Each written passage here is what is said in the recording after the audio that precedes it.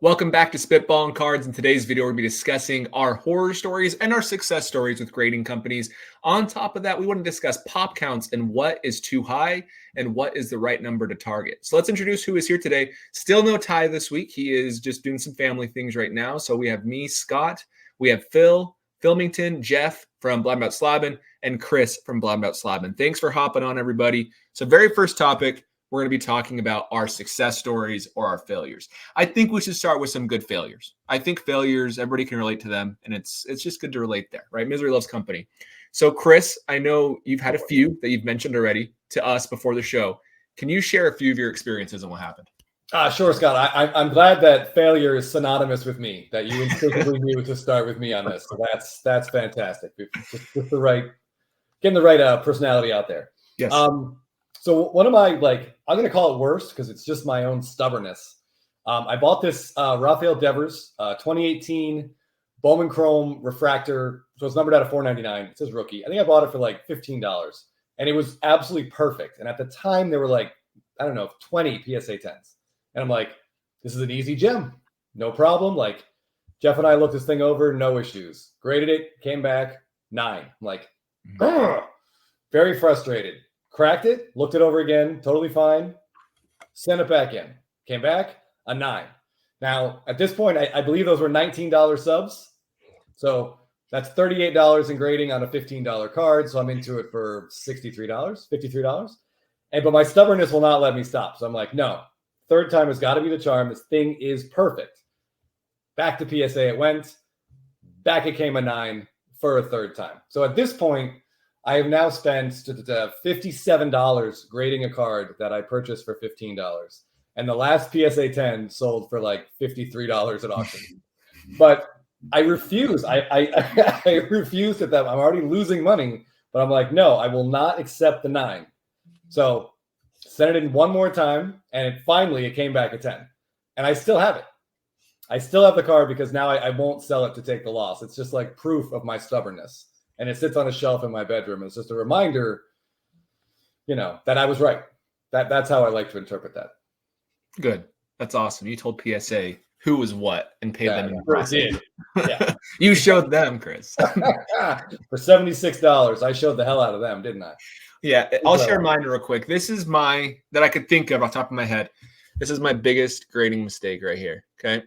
This is a BGS 6 with a really great looking white label. It has a 9 centering, 9 corners, 9.5 edges, and a 5 surface. When I bought this card, I paid like $150. This was like at the peak of, I wouldn't say COVID. That's not the right word. It was like the peak of like 2021 hype, right? So during that time, everybody was buying baseball cards. Mookie was really hot at that point. This is a no foil air. So there's some Topps flagship cards from this era that get stamped the foil. But if you look closely on this one, there are the slightest of traces of foil, like literally dots of foil. You can't see it on the camera. And because of those tiny dots, I got a BGS 6 versus a BGS 9.5 with the designation of no foil air. So this card's worth nothing now. And I probably am into it like $225 because of a $50 grading fee. So that was my own mistake. But I thought it would work, but I didn't know enough about what was classified when I sent it in. So tough way to learn. Jeff, what's your worst story? Well, while we're sharing our own errors in judgment, or so it might seem, I recently purchased a Giannis Blue Prism rookie parallel, and I have a PSA 10 of it, but I saw this card and it was a BGS 7.5, and I thought, well, I could always get another one. And what is wrong with this? It had all good grades except corners was low. Corners was, I think, 7 on it, or 6 maybe. I forget what BGS is. You can be a full grade above the lowest grade. Is that what the BGS rule is? I can't remember their formula, but yeah. Regardless, I thought for the price I was getting it looked pretty good. And if I could just crack it and cross over, even a PSA 7 would be great. So I got it, cracked it out, realized that there was a real issue with the corner. Like it probably shouldn't have got the 7.5. But at that point, what could I do? It looked perfect through the plastic, but I sent it in the PSA and it came back a PSA 4. So that was a little rough and a little bit of a another learning experience from the cracking. There was a specific card this week that I sent to our group chat. I'm not going to say what the card it was. I don't want to bash anybody's cards, but it had a 7.5 surface for BGS. And the way that their subgrades work is it can only be a half point higher than the lowest grade, except for the surface. It can be 1 point higher. So they don't grade the surface as harshly as edges, corners, or centering. So like if you had a 7 on the corners, the best it could ever be is a 7.5. But if you had a 7 on the surface, it could be an 8 type of a thing. It had a 7.5 surface, and I showed it to you all. I was like, it's a good price. Is it worth the crack? And you all very much said, no, don't even think about doing that. And I think your story explains why, Jeff. So Phil, what's your experience? Do you have any? Yeah, I've got a few. So I took this as more horror stories versus failures. So you could go in a variety of different ways, whether it was my fault or the grading company's fault. HGA, I submitted a Spencer Strider Panini Prism rookie snakeskin parallel. I think they're numbered to like 35 or something to HGA. And I asked them for a custom label. So you have to pay extra for that. And I said, and there's like a little like box where you can leave notes to inspire their creativity or creative department. And then I asked them to match the rattlesnake kind of look. And I said, if possible, Snakes on a Plane by Samuel L. Jackson, like include some sort of theme with him in it. And they did not do that. So they do have boundaries.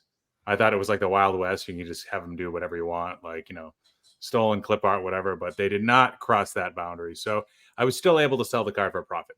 All right. On a more serious note, Mike Trout, US 175 gold. I picked up a raw copy a few years ago. I don't know if it was like 3 years ago or what, but the guy told me, like, as I was about to pick it up, he's like, hey, Phil, just so you know, there's a defect on the corner. And he took a few pictures of it. And I'm like, at first I'm like, you know, it looks like a crease. I'm like, maybe not. I'm like, whatever. You know, I'll probably just pay like raw price anyways for this if I get another discount on this. So I said, well, can you do like $150 less? And he said, yes. And I said, okay. I picked it up. I sent it to Beckett because I thought PSA would maybe be a little too stringent. And Beckett actually gave it 3 9.5 subgrades and then a 7 on corners because the crease was near the corner. And the overall grade was 7.5. And I'm like, oh, like white label, looks like crap. Like I might as well just send this to PSA and hopefully get like a 7 or a 6. Mm-hmm. But when you do that, when you're dealing with a situation like that, you have to understand that not only are you're going to sacrifice your overall score by converting to PSA, but you're also going to lose those really cool 9.5 subgrades. And I had 3 of them. So if I were to do it again, I would have held it in that holder because it came back as a PSA 5. Another situation, and I still have it today. So a lot of people grade cards because it makes it more liquid. But if it's a modern or ultra modern card and a PSA 5 holder, it's not liquid at all. A lot of people ask me, like, why don't you just take that out? And I'm like, I don't know. Like, I want people to at least know it's authentic. I don't know. And the centering still presents really well on it. But all right, what else have I done? PSA screwed me a few times. So I sent them to get reholdered a 2009 Bowman Draft Mike Trout autograph. I think this was the base PSA 9 I had. And actually, no, this is the refractor PSA 10. And then they send it back to me reholdered, and it has like a huge piece of debris in the slab, like top center in front of the, you know, like where you don't want that defect to be in the card, like either near his face, like probably on the left side of his face, so you could see it with the background. And they screwed up like the label where there was like residue, like white residue inside. And I'm just like, geez. So I have to take a risk and send it back out. And this is when they had like that 14-month backlog. So I had to I was calling like literally every 3 days to get an update on it because they were not treating my situation as like, oh yeah, let's like expedite this because he paid a lot the first time. No, they were treating this as like a free customer credit. And I was like back of the line. So I'd be calling and then I'd be like, you know, screaming at someone. And like the next week she wouldn't be there anymore because maybe she got fired or something. Or it was a mess. And it was when customer service was at its worst at PSA. So that sucked. Another thing I did was 1965 Topps Koufax. Beautiful card. This is when I started to grade for the first time. I put it in the wrong size card saver. I got the small ones, not the big ones. And like putting it in, it like peeled off the paint off the surface of the card. Oh, And I don't know what happened in transit. If it like got restuck back to the surface, was it came back a PSA 8. I thought it was going to be like a 2 or 1. I don't know what happened. I didn't do anything funky with it, but that was You interesting. still have that one, Phil? No. I That story took a turn. Yeah, it did. That was a great story. Yeah. Undersold that one. I felt bad for you until now I feel bad for the buyer. Just kidding, Phil. Just kidding. Yeah, well, I mean, I sent in a whole lot of other vintage stuff and I got smoked on it, but that one I did well. Min size requirement thing with PSA, when they send your card back saying like, yeah. Like when I first got that, I thought like, oh, geez, is this card trimmed? But it's just like, it doesn't meet like the minimum factory size. And it can happen. There's like a variance that should be allowed, but it can happen. And this was a card. It was a US 300 gold Soto rookie, BGS 9.5 True Gem Plus. And I tried to cross it over in the slab because it looked really, really solid. I think you could see it pretty clearly. And this was at the point where they would still like, I wouldn't say they would cross things freely, but they would be a little bit more loose about, their criteria versus where they're at today, where they like basically don't do it anymore, if they even allow it. And they turned down that card saying like min size requirement not met. And so I just cracked it out and I sent it right back in. Didn't need to clean off the surface or anything, just sent it right back in and I got a 10. So nice. That was cool. Yeah, that's interesting. Jeff and I had a similar instance. We tried to cross over a white jersey Acuna SSP, the horizontal with glove one, and it came back minimum size requirement not met.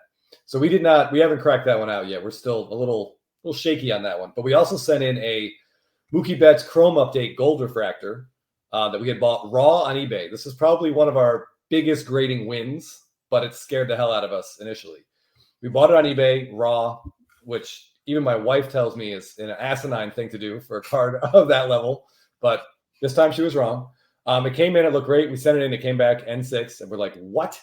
I think we even measured, and we're like, this seems fine. I measured it, lined it up with similar cards from the exact same set. There was no issue at all. No. But I mean, the good news, at least, I'm pretty sure, Jeff, correct me if I'm wrong, when you get that N6, they didn't charge us for the Acuna. Did they charge us for the bets? They did not. Okay.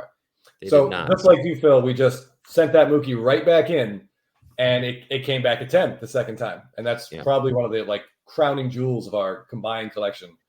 Yeah, it's crazy because obviously there's subjectivity in grading, but something like the min size requirement, you wouldn't think there'd be a lot of subjectivity towards that. I mean, I know there's a little bit of leeway, so I guess maybe it is a judgment call, but especially the one when I looked at it, it was the exact same size as every other card I could find, every other gold card from that exact same set. So I'm not sure why it happened the first time. Yeah, that's a great question. I do have one more story. So you guys know Dustin. Dustin, good dude. He's someone in our group chat, good friend of ours. And he wanted me to send in some cards for grading for him because he wanted me to have a grading reveal on my channel just to help me out. So sending him in regardless. And I did. And I included my cards with his order. And I went through them and I prepped them and I made sure that there was no major flaws. And, there were a lot of like 90s cards, early 2000s. So you don't expect PSA 10s on those. You just don't expect it because they tend to grade harder on them. And then I was sending in just a bunch of personal collection stuff. And when we get this order back, Dustin did so good. Every card was a PSA 10. Like every single card that you just wouldn't expect. Huge cards. And almost every card of mine, I think like 10 of the 70, all got 9s or lower. It was horrible. Because I'd be going through it. I was like 10, 10, 10. And then like, oh, that's a 9. That's obviously my card. And so it was just, the grader was very kind. But I wish they would have known which ones were mine versus his. But it is what it is. I don't know if you guys have other bad experiences that you didn't mention with like cracking cards out of Beckett slabs. So Beckett used to actually be like really strict. And you can track it based on their cert number because it's chronological like it is with PSA. SGC's randomized, I think. So with Beckett, if you get a card in like one of the first 5 million certs, they're known to be pretty tough. But after that, there's a period of time where it didn't ding you for those like vertical refractor lines. So I cracked out the best example I can think of was a 2013 Tyler Glasnow purple number to 10 Bowman Chrome auto first. Back when he had even more hype than he does today. I cracked that out and I saw it right away. Like you couldn't. Maybe I didn't really know what to look for. Maybe I could have seen it through the plastic. I probably could have. I just needed to look better. I needed to turn off the lights and shine a flashlight on it or something, get a better look at it. But yeah, as soon as I cracked that out, I'm like, Jesus, what do I do with this now? And I ended up just sending it a PSA and just getting a 9. And it's purple, so it's cool and all. But like, would have been nice to keep that in there. Have any of you damaged your cards cracking them out? Well, So I bought an Acuna kneeling image variation at a 2019 Topps Chrome orange refractor. I've told the story on our Blabbin channel, but this just crushed me for days. It was a BGS 9.5. I think it had a 9 on a centering maybe, and the centering looked pretty good. So we were fairly confident this was going to be an easy transition. Anyway, Jeff cracked it out flawlessly as he always does. And he was looking at one of his cards, and I'm holding this Acuna like in my hand. I'm like, this looks perfect. I'm really excited. So Jeff was like, all right, hand me the card. We'll look at that one. And I went to hand him the card, and for whatever reason, I thought like he had it, but his hand was under it, and I just let go, and it just went past his hand, and it did that like slow-mo thing where it just sort of like hangs in the air for an extra second, and then we're like, maybe it'll be okay, and then it just spun and landed like corner down right on the floor, and we're just like, no. Yeah, well, the other part of that story is that I thought it was in the card saver, so I was holding the card saver, but the card was on top of the card saver. It was on top of the card saver. That's right. Yeah. I mean, it wasn't Jeff's fault. It was definitely as the person who had the card first. I should have just put it down and like slid it over, but that was traumatic. Did you grade it? Sure, our transfers have been much better since then. Yeah, no, the corner was mangled. I actually recently just sold it on eBay for like $150. Yeah, I couldn't look at it any longer. It was just making me too sad. I've only ever done that to one card. I remember when 2021 Topps came out, we were all excited about Alec Boehm and Joe Adell and all those fun names. Yeah, see all those names we were super excited about. And I remember I pulled a Alec Boehm. It was the rainbow foil, and it was like the only good card I pulled from that set. I did so bad at 2021, and I immediately dropped it, and the corner was just wrecked. And because it was rainbow foil, you could see it reflecting. And that just makes your stomach drop. Not nearly as bad as the Acuna, but still. Okay, any final horror stories you want to share? Yeah, I want to tell one story. Phil was talking about how before BGS used to be really harsh, and then they started to get a little bit easier. Well, in 2020, when PSA had that huge backlog, I had only really graded through PSA, except for some thicker cards, which PSA always gives a hard time to, so I sent them to Beckett. But I had about, 30 cards that I thought would be better sent to BGS than PSA that had already been graded by PSA, but I thought they were undergraded. So I looked through them again, and I thought, all right, well, I see why this got this grade. Well, I came up with 12 cards. So at the time, in October of 2020, BGS had a $15 graded card review program. So I thought, all right, well, I'm going to do this experiment. So I'm going to send these 12 cards. There were 11 PSA 9s and 1 PSA 8. Just because at that time, you still got a premium if you had the 9.5 versus a PSA 9 or an 8.5. Quite a bit of a premium over a 9 at that point. So I sent it was a 10-day turnaround, $15. And Scott, I think I sent you the picture if you happen to have the picture of the 12 cards I sent. Yeah, let me pull it up. To be around the similar time when you're talking about before Alec Boehm came up, but he was a huge prospect, and I had a bunch of his cards. So a couple of his autos were in there, along with several of my PC Giannis cards were in there. So I sent the 12 cards in, and the 10 days, I didn't get it back until the spring of 2021. So the 10 days became 6.5 months. And if you've got the picture, Scott, so there's the cards I sent. So it was a rainbow foil, Soto, some Giannis, some prospects, and the gold Mookie. So these were of the 30, these were the 12 I thought had the best chance of getting bumps. even just the 0.5 bump to get a 9.5, even a min gem would be an improvement in value. So I sent those in, and 6 months later, of the 12, can you guess how many got that half point bump? Did you crack these and send them in, or are they still in case you sent them? They did the graded card review, so it was in case. So I sent them all in. I would say 2. All right, Phil, what do you think? 0. Well, Chris happens to know. Yeah, He was Scott, right. if you show the follow-up picture. Yeah. I got this picture back, and they had on each card marked all of the issues that they found on the cards through the plastic. And Phil is right. I got 0. I got 0 back.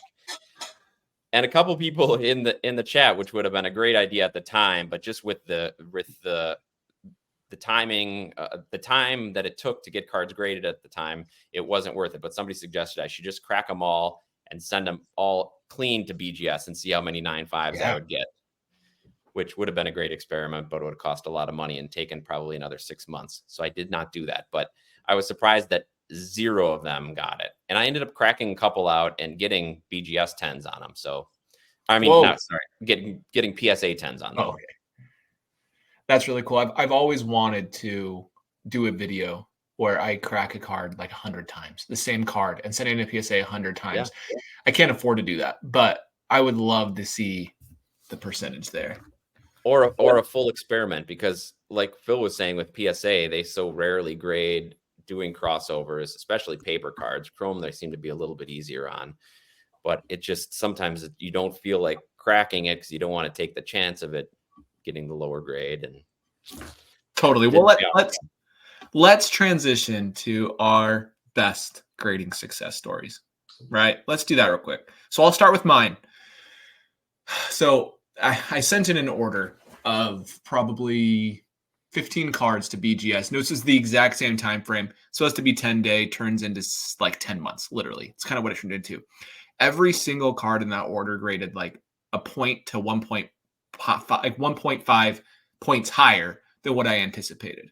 It was like the best order ever. I got a Julio Rodriguez BGS 10 Bowman Chrome autograph. My Mike Trout that I expected to get a BGS 5 on got a BGS 8. Like, it was just the best. It was the best experience I've ever had that way.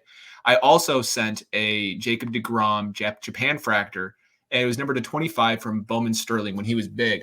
And I was trying to sell it raw, and I was being transparent that there were scratches on the card, like some pretty decent scratches on the front and the back.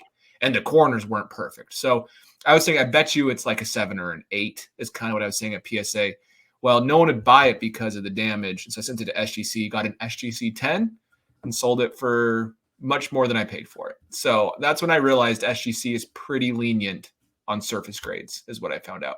And that's why if I was ever cracking a card, be leery of surface from SGC is my only advice. So, okay. Phil, let's hear yours.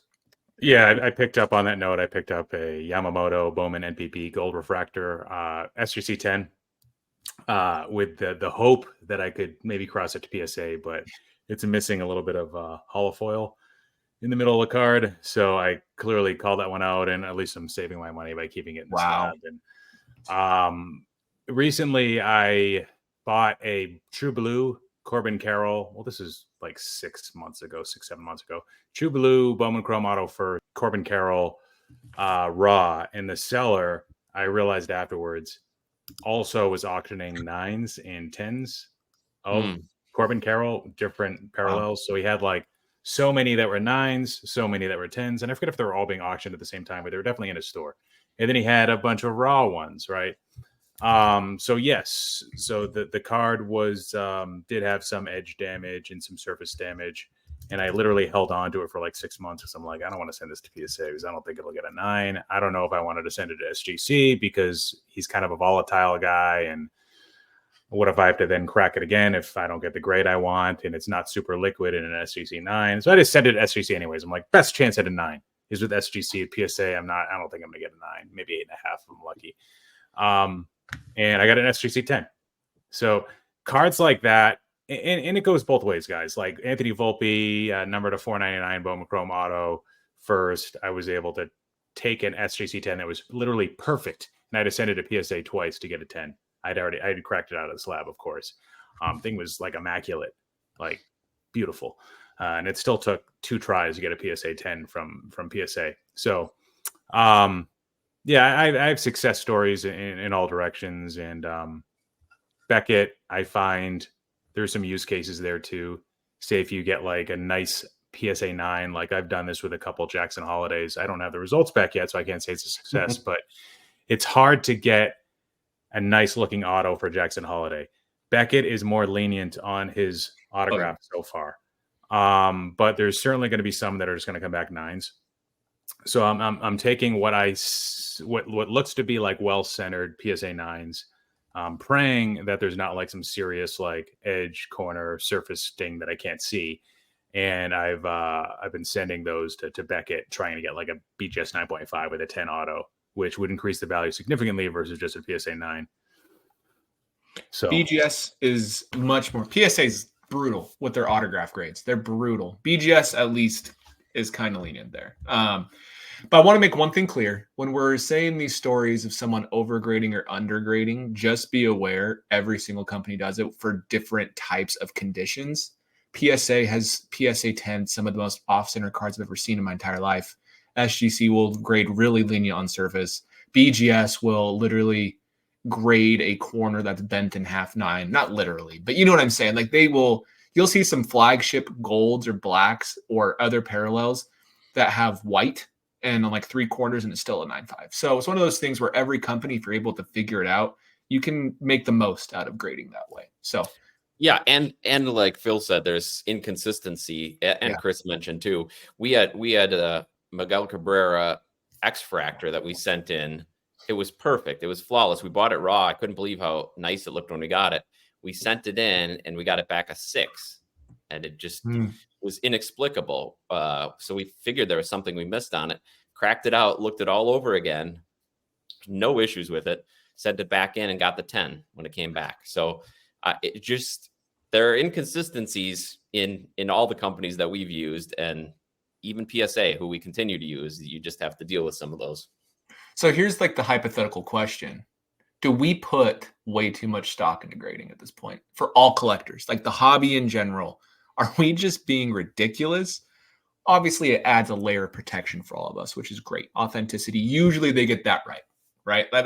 Normally they catch that. They catch the trimming. They catch the fakes. But at what point are we paying way too much for a specific grade over another grade?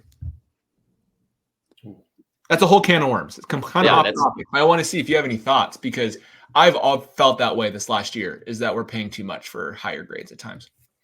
Yeah, it's kind of a scam, and we're all suckers. And it's fun to grade, and the anticipation is fun, and often the card looks cool in this lab, and you can show it off easier, and it's more liquid to sell it, and it's better for like frictionless transactions at like card shows, bringing stuff that's graded versus stuff that's not. Like people might not trust the card if they don't already trust you, so you don't have to deal with that. But yeah, I mean, for ultra modern, when it's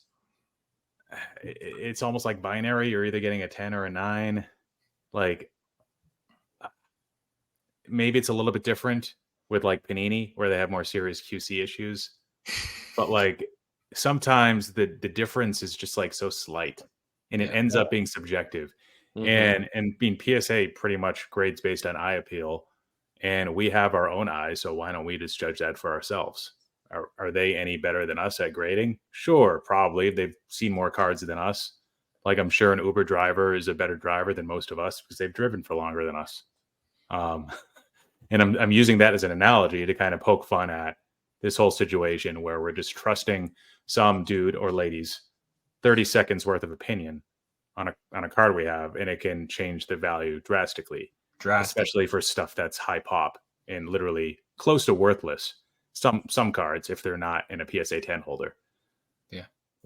If you look at like the Griffey 89, that's a good example. Not that it's worthless not being in a 10, but it's drastically more expensive. Chris, what were you going to say? I waffle on this, and I do sometimes think, yes, we are valuing these other people's opinions way too much, and I'll start to lean that way for a few months, and then I'll buy a raw card on eBay that the seller says is perfectly clean, and it comes with like fingernail indents on it that the eBay authenticator didn't catch, and I'm just like, am I just out the money here? Like this is not what it's supposed to be.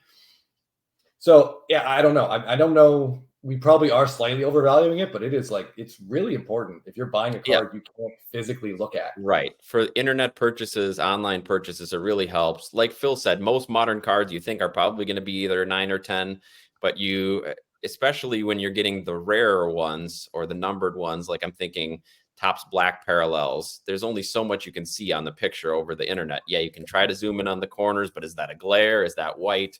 It's kind of hard to tell. So it's from that standpoint, it makes you a little more comfortable with those purchases. Now, whether the difference in price should be as great as it is between a 9 and a 10, I don't know. That's another whole discussion. I've gotten to the point where I'm completely fine owning 9s and not feeling bad about it at all. Like for cards like this one, that's a BGS 6. I'm just holding it still. You know, that Mookie Betts I showed earlier. Of course, you'd prefer that in a 10 versus a 6. But it's one of those things where, again, any given day, that card can change grades. But we all know how subjective grading can be. Oh, yeah. Yeah, we have a couple friends who are going for like SSP sets. You know, Jeff and I have our own target, but we have friends who are going for like opening day SSP yearly sets. And for them, it's like 8 or above, and they're happy. There's so few of those cards. Like they don't want to pay the premium that's going to come with the 10. And we even had a guy get a Topps Chrome SSP that Jeff and I were looking for in a 10. And he traded down to us. He paid for the 10 and then realized he'd rather just have the raw one that we had. So, you know, we chipped in some money, covered the difference, and we traded up. He traded down, and he was every bit as happy as we were. Do you have binders like that you put cards in still? Yes. Do you do that? Yep. There's something about that. Being able to touch the card if you want to touch the card. Obviously, when it gets to more than $50, it's kind of scary to do that. But sometimes having cards in slabs that you can only look at when you store them in a case vertically because they're all in plastic versus flipping through them. There's some binders that allow for PSA slabs, but I think we've lost a little bit of that fun that cards are supposed to be. I have a lot of 80s sets in binders, and they're still really fun to flip through. Like an 84 Donruss, I just bought like a hand collated set years ago, and I have it in a binder. And it's so much fun to flip through and think how excited I would have been as like a 12-year-old. You could never have it as a kid. Yeah. Right. Yeah. It's just every time you get to the Mattingly page, you still get kind of goosebumps and get a little bit excited. There's on Facebook, every once in a while, somebody will post a card that they got back from whatever grading company, or maybe they just picked it up and it was already graded when they purchased it. And then you'll get a few people in the comments. If the grade's like an 8 and it's like an ultra modern or modern card, they'll be like, or even if it's a 9, they'll say like, too bad. Like these are the glass half empty people that are just like, that sucks. Too bad you got that shitty grade. And it's like, guys, let's focus on the card, right? We're here for the cards. We're not here for the number on the holder. Well, we're here for both, but at least be there for the card and support him because he's happy about the effing card. And to be honest, like now when I'm buying a high-end card, I'll look at 9s first. Because the most aggravating thing is when I get back, whether it's a 10 or a 9.5, a gem mint grade, and I'm looking at it in hand and I'm like, I disagree. Yeah. Yes. And it's like, I literally paid 2.5 times this. And now I've got to find somebody, which fortunately more than half the hobby will buy it based on the grade anyway. So, but for me, I'm just like, I can't own this now. If it was a 9, I'm like, okay, there's going to be some flaws. There's going to be some variance allowed. All right. Yeah. The back, the corners are white, but if it's a 10, and like I've got 4 white corners and it's like off-centered on the front, which is the Mahomes I recently bought. If that was graded a 10, it would drive me nuts and I'd have to sell it instantly. Yeah, that's me too. I can't not look at it. Once you know it's there, it's one of those things too with autographs. We talk about autographs and fading, but if the autograph's slightly faded or if it's streaky, I just can't help looking at it and I can't own that because of it. So I know exactly what you're saying. Okay, well, I think that's a pretty good place to wrap up. Did anybody else have any final thoughts before we call it an episode? Jeff, go ahead. I think we have a PSA sub we could mention briefly. Yeah, we should say there's been a lot of talk about how PSA is really running through orders quickly. People have been posting all over Instagram and Facebook that they've submitted bulk orders and been getting them back really fast. Some people are speculating that that's why PSA is dropping their prices, because they're not getting enough cards to get through. But as for Chris and I, we submitted a bulk sub as part of one of the fall winter specials at Thanksgiving, and ours is still in assembly. We've not gotten it back, and now that's at least a little over 2 months. Yep. So yeah, you can't be certain when you're going to get your cards back, even if you're hearing stories about increased or decreased return times. You can't always believe it, because sometimes your cards will get stuck there.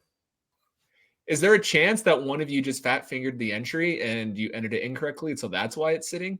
Well, it's always a possibility, but they sent the images back, so they got the correct cards and they're all listed correctly. And in fact, they were in research and ID for a long time, but now they've been in assembly, which, as far as I understand, the cards have already been graded, right? Yeah, technically they have to go through one And more they're just review, being I believe, put in their QA. Sonic holder, however they describe it. So that's been going on for the last month or so. So I don't know if it's just the 2013, 2014 cards are extra hard to put in the case or something. They're 2013. They're not even that old then. I thought they were going to be like early 2000s. No one knows what they are. Okay. They're probably just sitting on some guy's desk. Yeah, there are a bunch of these that are going to be pop ones that PSA has never graded before, so that is possible. It's also worth noting Jeff has had about half a dozen serious hand injuries, so maybe his fingers aren't quite as dexterous as they used to be, but he's pretty detail-oriented. I have a hard time thinking there was... Maybe there's a chance they're spitballing cards viewers and they're sick of YouTube bashing them. Possible, too.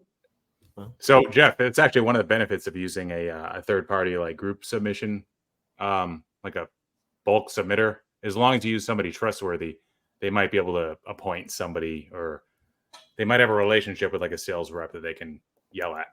It might make things go a little bit smoother for you. Yeah, that's true. We've had some bad experiences with bulk submitters in the past, so I've done everything on my own lately. We got tied up in an unfortunate scandal with a company called Mark's Cards a few years ago.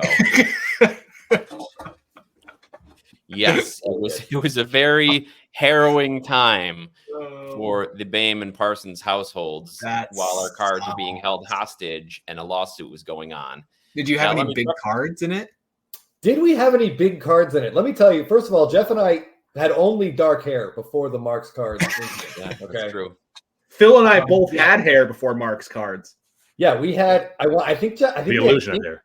I think we had 8 cards subbed at Express that were gone for a year, give or take, including one of the best cards Jeff and I own, which is we had the Bryce Harper Topps Chrome sliding SSP. No, you didn't. That card, was in.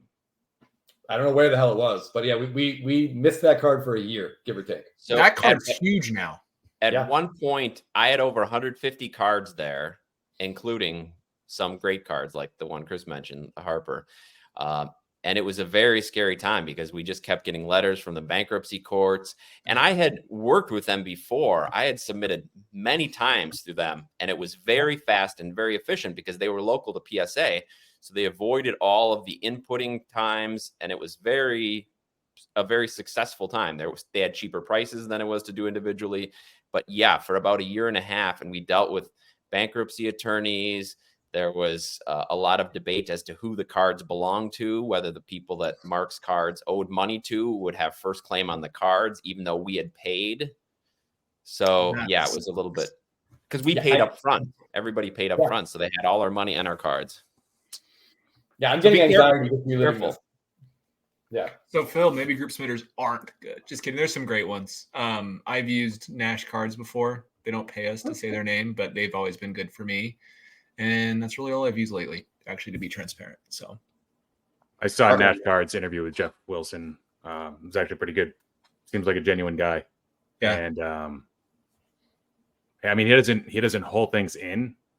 Like, I feel like in this hobby, when you're dealing with like people that actually know what they're doing, oftentimes you run into like people not sharing hobby knowledge with one another. But he's not like that. He like went into his vision, what he was thinking, like, okay, like if this happens, then I can do this. And this is how I manage this risk. And like when the pandemic happened, he sold like 80 to 90% of his PC. because he wanted to keep the business afloat. And he didn't know that the prices were going to come back up after like that March, April. People forget about that, right? There was like that period where it looked like things were actually going to go down, and things went down in a lot of ways, but it looked like cards were going to go down before. I think like it was April or May where they shot right Well, back logically, it made sense they'd go down because there was no sports going on, right? And plus, people were worried about money and cards aren't getting it out of it. Yeah. Well, cool. All right. Well, that's a plug for Nash Cards. That was not a sponsor for us. Nash Cards, reach out. All right. Other than that, that's all we have for this week. Thanks for listening, and we'll see you in the next video.